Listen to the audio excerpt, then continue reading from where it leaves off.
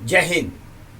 मैं हूं रविंद्र जैन। देश और धर्म साथ में जनता के हित में बातें करने वाला रविंद्र जैन मुंबई से।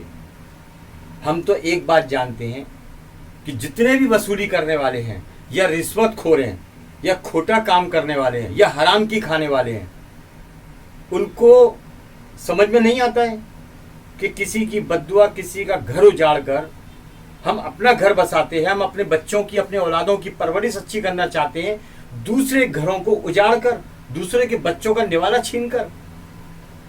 आपकी सोच को लकवा मार गया है, आपकी सोच को पैरालाइज हो चुका है, आपकी सोच में कैंसर आ चुका है।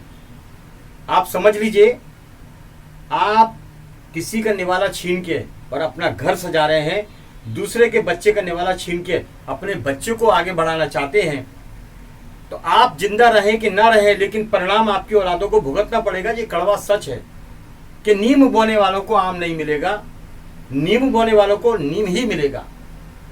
आप कितनी पावर में हैं, कौन सी पावर आपकी, और कब तक पावर में रहोगे? क्या जीवन में आप अमृत पी के आए? आप ध्यान रखिए, जितने भी धर्म के नाम से धंधा करने वाले लोग हैं या जो भी शासन प्रशासन में बैठे हुए लोग हैं, वो अहंकार ना करें। ज्यादा अहंकार अच्छा नहीं है। आपके पास पावर कब तक रहेगी? आपकी पावर में बैठे हुए लोग आपको निपटा देंगे। जब समय का डंडा चलेगा तो उसमें आवाज नहीं आएगा। कब निपट जाओगे आप, आपको मालूम नहीं पड़ेगा। अच्छे कर्म कर लो, मनुष्य जीवन मिला है, इसमें अच्छे काम कर लो।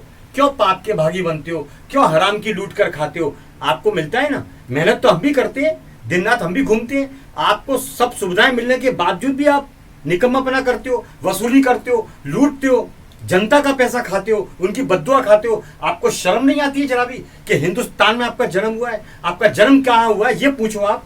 आपको पता करना चाहिए, आपके दिमाग में नॉलेज होना चाहिए इस बात का।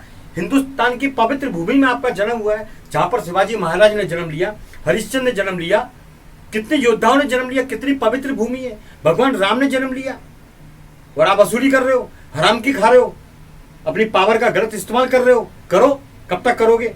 देखिए, एक जरा सी गलती एक विद्वान रावण को कहां ले गई? खत्म कर दिया उसका जीवन। कंस की बहुत पावर थी, आपसे ज्यादा पावर थी, आप तो कुछ भी नहीं हो। कंस खत्म हो गया।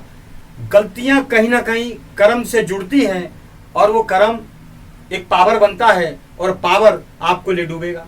आपका नाम सर्वनाश, विनाश होना निश्चित है। आप समझ के चलिए, अभी वक्त है आपके पास। एक ठोकर खाता है, संभलता है, फिर ठोकर खाता है, संभलता है, लेकिन जो नहीं संभलता है उसका हाल कुदरत बिल्कुल जड़ से मिटा देती है। ये बात समझ के चलना। आप समझो, अभी भी मंदिर में जा रहे हैं, धर्म कर रहे हो, भगवान के नारे लगा रहे हो, झंडा लेके निकल रहे हो, और क्या करते हो? वसूली। क्या करते हो? हराम का खाते हो। क्या करते हो? लोगों को गलत फंसाते हो। कब तक? सत्ता आपके हाथ में है, आपके हाथ में पावर है, आप किसी को भी मरवा दोगे तो ऊपर वाले का भी याद रखो। आप, ऊपर वाला तो सबका बाप है, आप उसकी निगाह में बैठे हो, उसकी रिकॉर्डिंग सही है। आप नीचे की रिकॉर्डिंग गलत कर सकते हो, ले दे के छूट सकते हो, ऊपर की रिकॉर्डिंग का ध्यान रखो आप। मैं बार बार इसलिए समझा रहा हूं कि आपकी पीढ़ी नरक में ना जाए, आपको नरक ना मिले। मनुष्य जीवन आपको मिला है बड़ी मुश्किलों में, उसका सदुपयोग करो। कम खा लो, गम खा लो, और लोगों को सिखाओ कि गलत काम मत करो। भारत में भ्रष्टाचार इस कदर बढ़ गया है, ये धर्म का भारत आज कैसा हो गया है? भ्रष्टाचारी भारत हो गया है। क्या धर्म की बातें करते हो आप लोग? आपस में लड़के खत्म हो जाओगे आप लोग। ध्यान रखो इस चीज का। भारत को एकता में पिरो कर रखो और धर्म को आगे लाने का काम करो। अब आप देखिए, एक ही योगी आदित्यनाथ है जो बराबर संस्कृति, सनातन धर्म को लेकर आगे चलता है, और देश की व्यवस्था को उन्होंने उत्तर प्रदेश को व्यवस्थित कर दिया। और सीएम क्या कर रहे हैं, और मंत्री क्या कर रहे हैं, उनको शर्म नहीं आती जरा भी? तो याद रखो, किसी से सीखो, कुछ तो सीखो आप। योगी आदित्यनाथ को लालच नहीं है अपनी सत्ता का, इसीलिए पूरी दुनिया के अंदर आवाज उठती है, शेर को लाओ, बब्बर शेर को लाओ, योगी को लाओ। आपको तो कोई पूछता नहीं है, आपका नाम ही नहीं लेता है, क्योंकि आप गुंडागिर्दी करते हो।